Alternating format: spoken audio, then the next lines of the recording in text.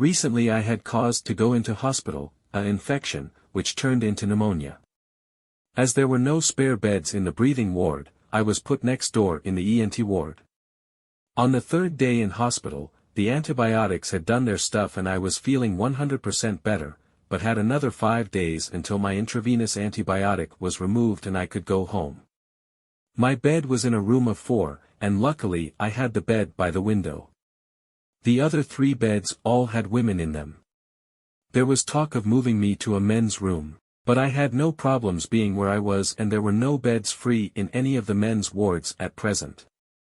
In the morning, the woman opposite me had gone home and about 3 in the afternoon a new lady arrived.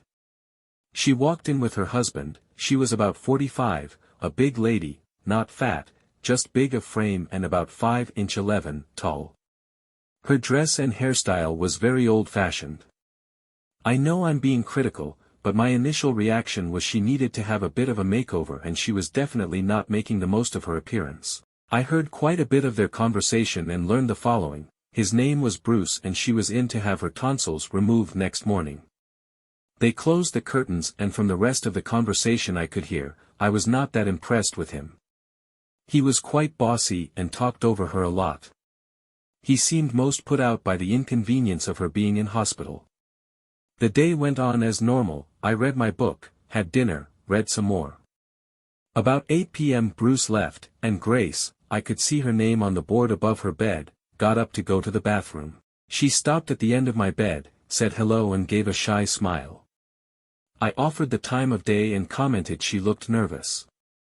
She replied that she was very scared of having her operation in the morning. I tried to put her at ease by telling her that I had had a few operations over the years, and she had nothing to worry about.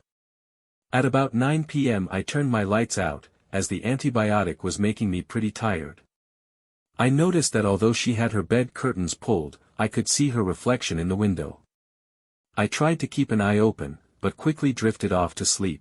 Around midnight I was awoken by the nurse, for my next dose of antibiotic. I lay there struggling to get back to sleep, as the lady through the curtain next to me was lightly snoring. After about half an hour I got up and went for a walk. When I got back and hopped into bed, I noticed in the reflection on the window that Grace was tossing around and making scared little noises. I lay there for a bit and kept glancing at her reflection in the glass. She looked to me to be having a nightmare, so I got up and went over to wake and calm her. I know I should have rung for the nurse but did not have any bad intentions at all, just wanted to know if she was okay and should get the nurse to give her something to calm her and help her sleep. As I pushed past the curtain, I noted she had kicked off the covers in her hospital. I should have about turned right then, but not me. I leaned over close to her ear and said, "Grace, it's all right, calm down, quiet, shish." She reached up with her left arm and drew me down into her neck. "Oh. Bruce, I'm scared, stay and comfort me." To stop my falling on top of her, I held the bed with my left hand by her pillow and tried to place my right hand on the edge of the bed. Alarm spread through me. I thought, what the fuck am I doing? She is going to scream and the house will come down on me. But the only reaction was, "Oh Bruce, comfort me, I'm scared." So I whispered in her ear, "Grace, it's me, wake up and calm down. I just wanted to see if you are okay." "Oh, comfort me, Bruce, hold me," was all I got back. She had her eyes firmly closed, and still looked to be half asleep. The lady next to my bed was still snoring slightly, so no problem there. The lady next to Grace's bed was about 93 and pretty out of it, so I was comfortable there was little danger there. I listened carefully and could hear no sign of nurses.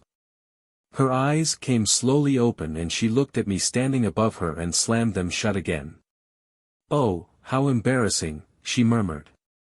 "It's not embarrassing, I only wanted to see if you were okay, as you were crying out," I said. "But you obviously needed this." She opened her eyes again, and finally woke up to where we were and the dangers involved in getting caught. "It's all right, I'll hear if anyone comes," I murmured in her ear. I hugged her into my arms and kissed her. The place was quiet. The lady next to me had stopped snoring and I wondered if she had heard. but needed to get back to bed before we were caught. After a few minutes I mouthed to her, was she all right now? She looked really embarrassed, but nodded she was okay. I then cleaned up and headed for bed. The next morning, everyone opened up their curtains except for Grace. I was not surprised. I knew she would be embarrassed and worried if the other two women had heard anything. About 10 they came and took her off to surgery.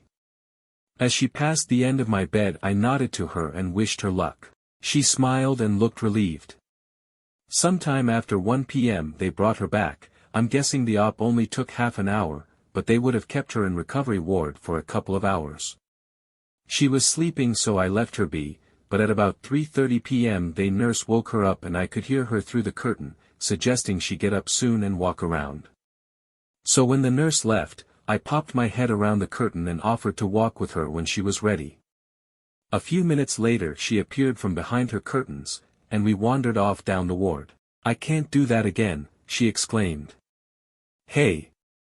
You don't have to. I just wanted to tell you it's okay. It was wrong of me to do that last night." Grace said it was her fault. "I was dreaming, it must have been the relaxation medicine they gave me. Bruce would kill me if he knew." "Well, Bruce is not here and you can talk to me about anything. There is nothing you can bring up that I haven't seen or done. In fact, I've only had a couple in my life and they were nothing like that." I thought for a minute. "So you have had cheating with other guys?" Grace exclaimed loudly. "No. I've never been with another man." "Sorry. I'm teasing you, not fair of me. But you are fun to wind up," I said laughing and gave her a hug as we walked along. She was quiet for a bit, then blurted out. "Bruce and I never have much." Grace looked sideways at me, with a thoughtful expression on her face. "I don't know, he won't talk about it. He's a good Catholic, and seems to think it is dirty and wrong." I leaned over and whispered. "You don't know what you are missing." She went crimson, but smiled and looked down at her shoes. "Hey! I'm teasing you again, we had better get you back, probably enough excitement, I mean walking, for today. But if you want to talk or ask me any questions, you know where I am." When we got back to the ward, Grace ducked around behind her curtain and I could hear her getting into bed. At 7:30 p.m. Bruce arrived. I heard a little of what they said. He asked how she was etc. and when was she coming home. I got the impression he wanted her home for housework and cooking, and not because he really missed her. He only stayed about 30 minutes and left with a nod to me as he passed the end of my bed. Grace didn't appear from behind her curtain until later in the evening, when everyone was turning lights out. She wandered past the end of my bed to do her toiletries. She did smile and nod nervously to me, so I was happy I hadn't upset her too much with all my banter. Now remember, I could see Grace in the reflection of the window, so I knew she had slept most of the time since our stroll down the corridors. As I turned out my light, I was looking forward to a good night's sleep, pretty certain there would not be a repeat of the previous night. How wrong I was. At midnight I was awoken by the nurse for my antibiotic shot. I lay there waiting to return to sleep afterwards when Grace appeared next to my bed. "Hi," I said. "I owe you something," she whispered. "Hey Grace, you don't, I was just teasing you. What we shared last night was better than anything I ever expected." She sat down on the edge of the bed and told me she could not stop thinking about it. And she'd woken up and feeling really excited. I knew we were sure to get caught. So I told her to go to the shower room with the door open and light off. Each room had a shower room one side of the doorway and a toilet room opposite on the other side of the door. Both rooms were large, as sometimes they had to accommodate the patient and a couple of nurses and a wheelchair. I had noted that if a nurse came checking on a patient and saw they weren't in bed, but the toilet or shower room were closed, then they wandered off and came back quite a bit later. As soon as Grace headed into the shower room I followed, but first went to the toilet, turned the light on and closed the door, so that anyone would think it was being used. Then moved over to the shower room, entered, turned on the light and shut the door. Grace said, "Turn off the light." No, we need it on, in case a nurse comes. Then they will think you are in one room and me in the other, I replied. I whispered in her ear. What would you like me to do to you? Can you guess what happens next? That was good, I stated. Oh, do you think anyone heard us? She whispered. I don't know, but we had better get back to bed. I turned out the light and opened the door. All seemed quiet, so I slipped over to the toilet and cleaned myself up, then headed to bed. As I got into bed, heard her come out of the shower room. She came in and gave me a kiss, thanked me and headed off to her own bed. The next morning, the lady next to me was discharged. She didn't act anything but normal, and said goodbye to me, so I'm pretty certain had not sussed anything between Grace and I. About 10:30 a.m., Grace came over and had a talk with me. She told me Bruce was coming to take her home at around 3 p.m. I found out she lived only about 20 minutes drive from me, in Long Bay. So I asked if she wanted to come and visit me sometime, as I lived on my own and had a nice little place overlooking the sea. She said she was feeling very guilty and probably best if she didn't. But I pointed out that she really had opened up a can of worms and I was sure there were many other things she may like to try. Look, I said.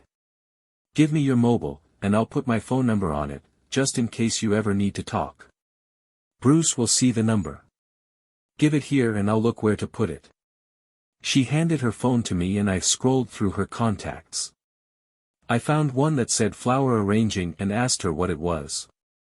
She said it was a course she had done a couple of years ago, and should remove it. I told her that to leave it there and I would put my phone and address in notes under this heading. Grace left that afternoon and as she followed Bruce out, she gave me a smile and mouthed, "See you. I'm back home now and hope I get a call soon."